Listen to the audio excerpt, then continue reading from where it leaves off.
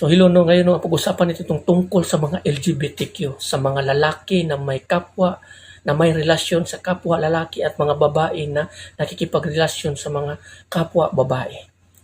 Dito sa mundong ito, dito sa atin sa mundong ito, pinapayagan na yan. No? Lalo na ngayon no, na kumakalat at dumadami ang mga ganitong klaseng uri ng mga tao. Mga LGBTQ, mga bakla at mga tumboy. Nakikipag-ugnayan sa kapwa na same-sex kasarian, no? Same kasarian or same-sex. No? Meron pang ang iba no, na kinakasal ang the same no, na mga kapwa na kasarian. Gaya ni Vice Ganda at ni Ayon, ni Aisa Sigira at saka yung partner niya.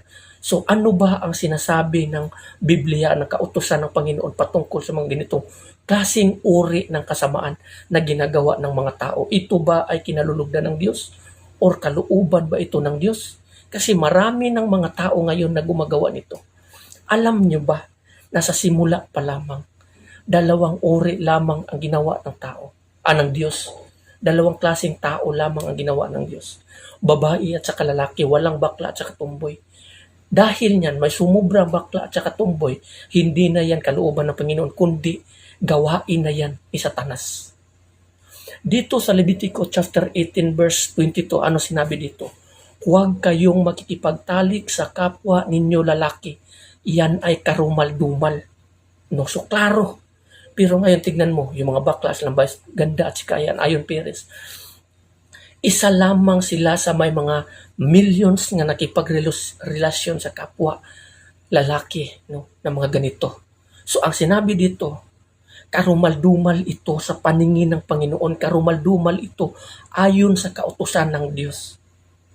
Dito sa Levitico chapter 18 verse, sa chapter 20 verse 13, sinabi dito, ang lalaking nakikipagtalik sa kapwa lalaki ay gumagawa ng karumal-dumal na gawain at pareho silang dapat patayin.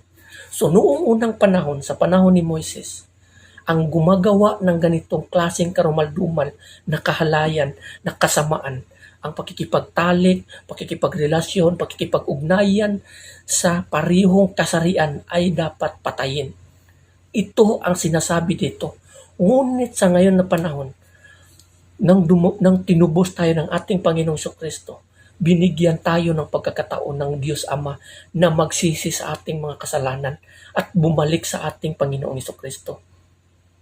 Kung wala pa, dapat ang ganitong klaseng tao na gumagawa nito ay dapat patayin.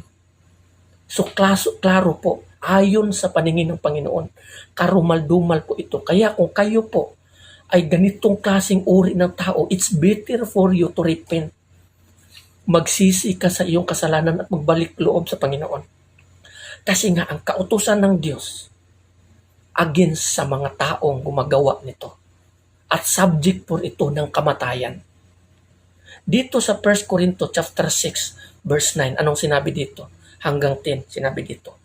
Hindi ba ninyo alam na ang makasalanan ay walang bahagi sa kaharian ng Diyos? So walang bahagi sa kaharian ng Diyos ang mga taong gumagawa ng kasalanan. No? Huwag ninyong dayain ang inyong sarili. Huwag ninyong dayain ang inyong sarili. Ang mga nakikiapid, sumasamba sa mga Diyos-Diyosan, yung mga taong sumasamba sa mga ribulto, Mary, santo, or ano mga imahe, mga kulit, mga gawang kamay, nangangalunya. Yung pangangalunya, yung tumitingin ka sa isang babae na may pagnanasa sa iyong isip, nagkasala ka ng pangalunya. At pangalawang klaseng pangangalunya, ito yung halimbawa may asawa ka. Tapos buhay pa yung asawa mo, tapos nakipagrelasyon ka sa iba. Yung tawag nila dyan, kabit. Kabit ka. Yung kabit mo, nagkasala at ikaw nagkasala din. So yun ang pangangalunya. Dalawang klase po yun. So ito yung sinasabi. At dito, nakikipagtalik sa kapwa babae o kapwa lalaki. So klaro, di ba? Nakikipagtalik sa kapwa babae, kapwa lalaki. Nagnanakaw, sakim, naglalasing, nanlalait ng kapwa, nandaraya ay walang bahagi sa kaharian ng Diyos. So klaro, walang bahagi sa kaharian ng Diyos ang mga taong gumagawa ng ganitong klaseng kasamaan, karumal-dumal sa paningin ng Panginoon. So kung kayo po ay tinamaan ng ganito, It's better for you to repent. Magsisi po kayo at magbalik po kayo sa Panginoon. Kasi nga ang Panginoon, open arms po, tatanggapin niya po tayo kahit gaano pa tayo karumi at kasama sa paningin ng mga tao. Ang kung magsisi tayo doon sa ating Panginoon, magsisi tayo at magbalik, tatanggapin niya tayo back basta bukal sa kalooban ng ating pagsisisi. Dito sa chapter 1 ng Roma, chapter 26 hanggang 27, sinabi dito ni Apostol Pablo, dahil dito'y hinayaan sila ng Diyos sa mahalay na pagnanasa. Nakita nyo ang mga taong gumagawa ng mga ganyang karumal-dumal at kasamaan, hindi na sila pinaparusahan. Instead, binigyan pa sila ng pagkakataon na magsisi kasi nga hinahayaan na lang sila at binigyan sila ng pagkakataon paano magsisi. Sinabi dito, ayaw nang makikipagtalik ng babae sa lalaki ayon sa likas na kaparaanan at sa halip ay sa kapwa babae sila nakikipag-ugnayan. O klaro, di ba? Yung mga babae ay hindi na nakikipag-ugnayan o nakikipagtalik sa mga lalaki. Na yan dapat ang tama na gawin. Ayon sa kautusan ng Panginoon na mula sa simula, ginawa ng Diyos ang babae at sa lalaki.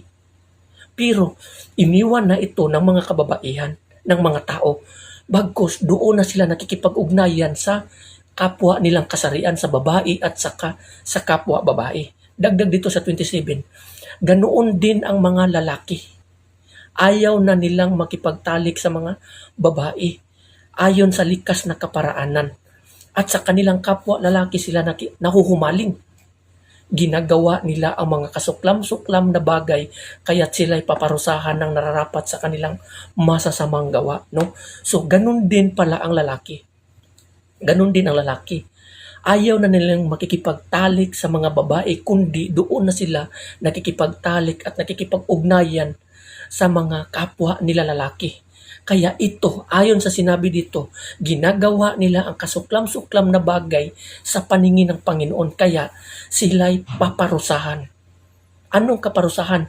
Kamatayan sa impyerno. Yan kasi ang punishment na ibinigay ng Panginoon, inihanda ng Panginoon sa mga taong gumagawa ng kasamaan sa kaniyang paningin. Kaya gumising kayo at imulat ninyo ang inyong mga mata sa mga ganitong klase. Kung kayo po ay ganitong klaseng tao, it's better for you to repent. Magbalik po kayo sa Panginoon at kayo ay kanyang tatanggapin. Huwag kayong mananatili sa ganitong klaseng kasalanan. Kasi ang bunga nito, kamatayan. Hindi nyo yan siguro ngayon maramdaman. Pagdating ng panahon, doon nyo ma-realize ang lahat. So hanggang dito na lang, no, maraming salamat na sana. Pag-isipan nyo po ng mabuti. Bumalik po kayo sa Panginoon habang may pagkakataon pa. Huwag nyong hintayin na masarado na ang pintuan at wala nang makakalabas pa sa oras na ikaw ay nakakapasok na for judgment. So hanggang dito na lang.